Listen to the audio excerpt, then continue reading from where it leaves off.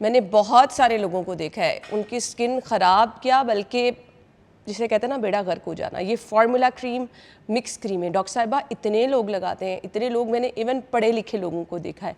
ये करती क्या है हमारी स्किन के साथ? और अगर आप शादी के चक्कर में कह रहे हैं चलें जी 2-3 महीने पहले लगा लो, कोई बात नहीं, रंग गोरा हो जाएगा, पाँव हाथ का रंग गोरा हो जाए तो बस बाद में देखी जाएगी, बाद में छोड़ देंगे।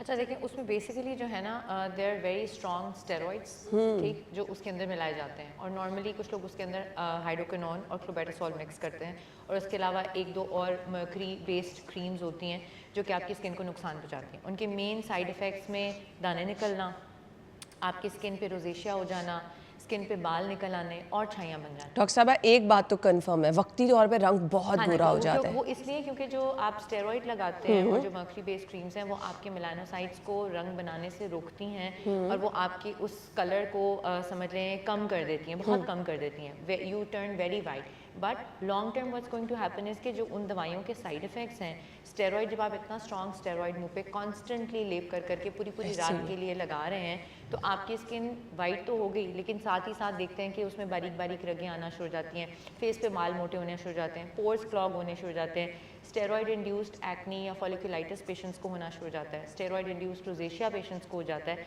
तो वो वक्ती तौर पे आपकी स्किन वक्ती तौर पे नहीं होता, वो आप एक साइकिल में फंस जाते हैं। वो समझ लें स्किन को एक एडिक्शन सी हो जाती है कि स्किन को आदत हो गई है, जब तक आप वो स्टेरॉइड फिर मुंह पे नहीं लगाएंगे आपको खारिश होगी, आपको जो है ना वो उलझन होगी, आपको लगेगा कि मुझे जलन हो रही है, और वो स्किन उस ट्रीटमेंट को, उस दवाई को मांगती है। और अब जब आप छोड़ते हैं तो उसी तरह रंग वापस आना शुरू हो जाता है, तो फिर आपको टेंशन होती है कि अच्छा जी मैं ये दवाई लगाऊं, तो उसको छोड़ना फिर बहुत मुश्किल होता है। ठीक है डॉक्टर साहिबा, मैंने ना एक आधे कैप्सूल देखे हैं, वो सैलॉन्स में भी यूज़ हो रहे होते हैं, पॉलिशर में डाल रहे हैं, स्किन पे आपकी डायरेक्ट अप्लाई कर रहे हैं, वो क्या करते हैं कैप्सूल स्किन के देखिए साथ? वो नॉर्मली जो है ना विटामिन ई के कैप्सूल्स होते हैं जो कि वो ब्रेक करते हैं और उसमें लगाते हैं, तो मिक्स करते हैं कि जी हम विटामिन ई फेशियल कर रहे हैं। और उसके अलावा भी आजकल कुछ प्रोडक्ट्स हैं जो आते हैं कैप्सूल में बंद, वो उसको प्रोटेक्ट करना चाहते हैं कि जी प्रोडक्ट जो है वो ऑक्सीडाइज ना हो जाए या वो किसी सीरम में एयर एक्सपोज होगा तो ख़राब ना हो, तो उसको आप ब्रेक करके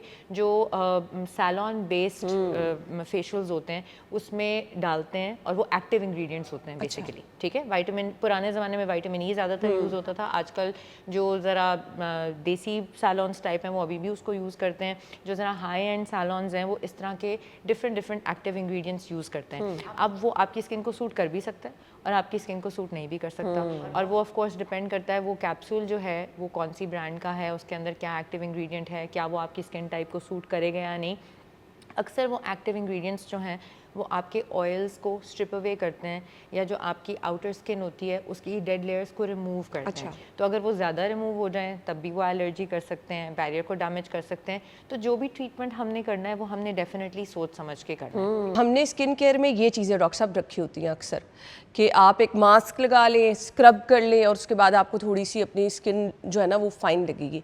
अब तो ये चीज़ें रिप्लेस हो चुकी हैं, फिर भी लोग इनका इस्तेमाल कर रहे हैं। ये तो ज़ोर ज़ोर से जो स्क्रब करना है, क्या करता है हमारी स्किन के साथ? एक्चुअली स्क्रब करना नुकसानदेह नहीं है, किस चीज़ से स्क्रब करते हैं नंबर एक, और क्या आपको स्क्रब की ज़रूरत है भी कि नहीं है। अच्छा, हर स्किन को स्क्रब की ज़रूरत नहीं होती, कुछ ऐसी स्किन की कंडीशंस होती हैं जो ऑटोमेटिकली स्क्रब हो रही होती है स्किन, यानी स्किन इतनी ज़्यादा बन के ऊपर से समझ लें झड़ रही होती है कि वो ऑटोमेटिकली स्क्रब हो रही होती है और वो एक्जिमा कॉज कर रही होती है। उन लोगों को स्क्रब नहीं करना चाहिए।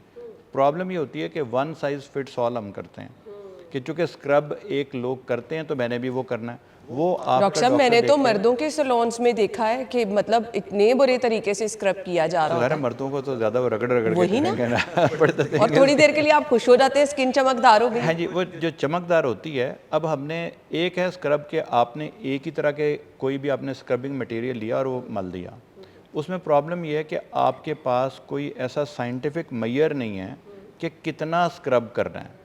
उसको हम अब उसी को हमने साइंटिफिकली तौर पे एक मशीन में लगा लिया और वहाँ पे उसी तरह के क्रिस्टल, लेकिन जो एक ही तरह के क्रिस्टल हैं उसमें हम उसका प्रेशर चेंज कर सकते हैं, उसका हम स्पीड चेंज कर सकते हैं। यानी आपने रगड़ाई तो करनी है, लेकिन कितनी ज़ोर से करनी है, कितनी देर तक के लिए करनी है और कितने प्रेशर से करनी है, इसको हम मेजर कर सकते हैं। उसको हम कहते हैं माइक्रो डर्मेब्रेशन। ये बड़ा समझ लें पुराना चूँकि प्रोसीजर, लोग समझते हैं कि everything new is better than the old ones. ये ज़रूरी नहीं होता।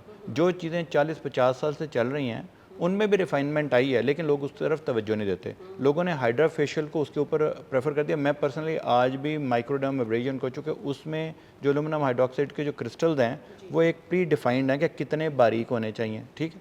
अच्छा, दूसरा ये है कि स्क्रब तो आपने कर लिया, अगर आप अपने घर पे भी आपने करना हो तो डॉक्टर अगर आपको बता दे कि आपने स्क्रब करना है, कौन से वाला करना है, उसमें भी आपने देखा होगा बहुत सारे मुख्तलिफ मौजूद होते हैं, लोग एक ही तरह का करते हैं और करना भी है कि नहीं करना।